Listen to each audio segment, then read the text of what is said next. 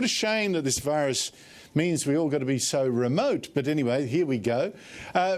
Daniel, should politicians take a pay cut to show that they understand at least the pain that they're demanding is shared by them too? And maybe public servants might have to have one. I know that pay cuts are coming to, well, people like me. Of course they should, Andrew. This is a very, very challenging, serious time for our nation. And I think equality of sacrifice is something that will be paramount to getting our nation through this very challenging circumstance. I think, frankly, what was announced today was pathetic. This should be a much broader initiative to reduce the wages of public servants, Andrew. We know that they get paid on average 20% more than private sector workers, which I think is not acceptable in good times, but it's unconscionable in the times that we're in now. If we brought the public sector wages down to private sector levels and we reduced the superannuation contributions from 15.4 to 9.5%, that would net $5.7 billion, Andrew. That would be enough to support 70,000 jobs in the private sector. Now, this is not just about the money. This is about livelihoods. A job means dignity. It means you're self-sufficient. It means you have something to look forward to. It is a source that sustains home ownership, family formation, communities. This is very serious, Andrew. What we need is equality of sacrifice, and a pay freeze is not enough. Rita, I mean, you know, we're getting into the era, if we are not very careful, we'll come out of this with big government just, you know, in our DNA. Like we'll have the government getting bigger and protected, whereas people in the private sector will be decimated, and that includes private media, the opposition to the publicly funded ABC. Well, we have to be cautious about the long-term consequences of some of the drastic actions we are taking at this unprecedented time. We've never dealt with anything like this in our lifetimes, and they have to think ahead, because if you are bolstering up the public service, with good reason at the moment, we've got thousands of people lined up outside Centrelink offices wanting to register, wanting to know what their entitlements are.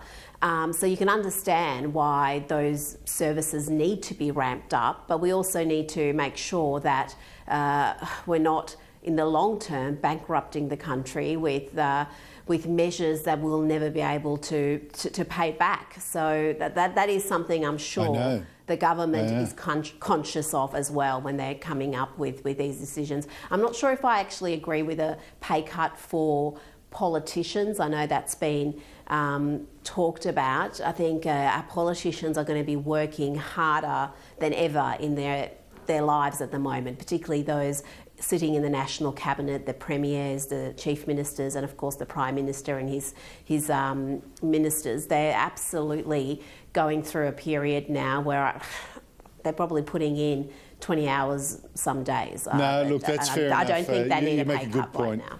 You make a good point, Rita. But I'm just wondering, you know, the era of big government, I have to say, one clear overreaction. I mean, it's now in the DNA, right, of government to wield a big stick. In Western Australia, it's now restricting alcohol sales to prevent panic buying, to stop excess drinking. Now, Daniel, you know, I care if the shops are running out of food, right? Food, that's bad because there are people lining up who need it.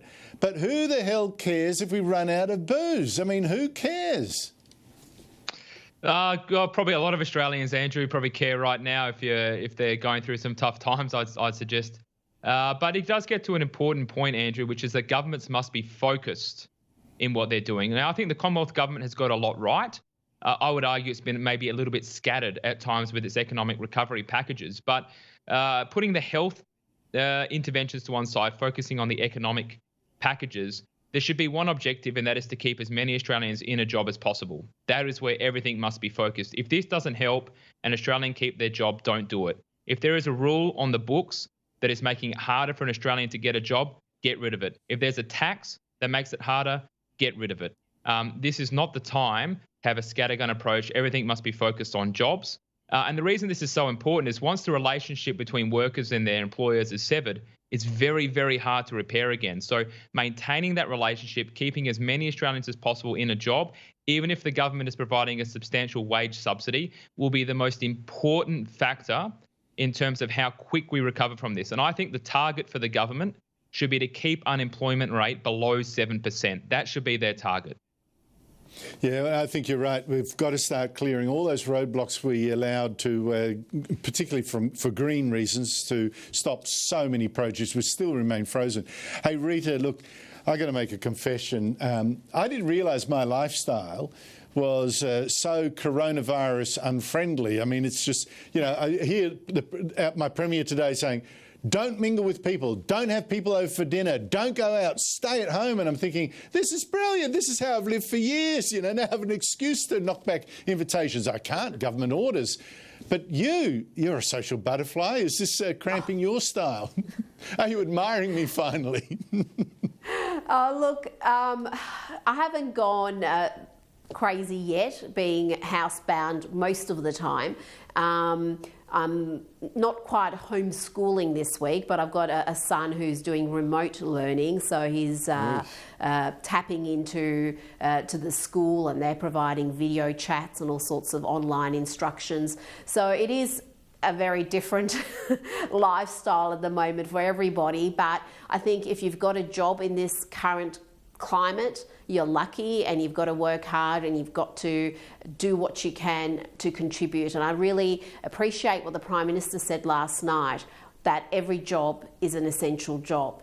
And some people are being just very cavalier about saying, close this down, close that down. Why are we allowing this business to stay open? Because people's livelihoods are on the line, and the economic losses aren't just economic. People's lives are also on the line, and the Prime Minister made a point of that. So, of course, we have to do everything we can to contain the virus, and we're following the best medical advice available. But let's not just willy-nilly be dismissive of people's jobs and livelihoods and everything that goes with that. That is so correct, isn't it, Daniel? Because I played at the top of the show the Labor leader saying, you know, oh, there was the Prime Minister saying, you know, his focus is on essential workers include people with a job now, and, oh, this was terrible and confusing. Your view? I agree with Rita. I thought that the Prime Minister's press conference last night was very, very good. That line that every job is an essential job was one of the best things he said since he's become Prime Minister. And I don't mean that in a backhanded way. It was an example of leadership. And if you contrast that to what Daniel Andrews has been doing in Victoria, attempting to shut down 70% of the private economy was the proposal last weekend. There's a very stark difference in the leadership we have in this country, and it will be keeping people in jobs is the most important thing we can do, and moving in that direction is very important. Rita Panahi and Daniel Wild, thank you so much indeed to you both.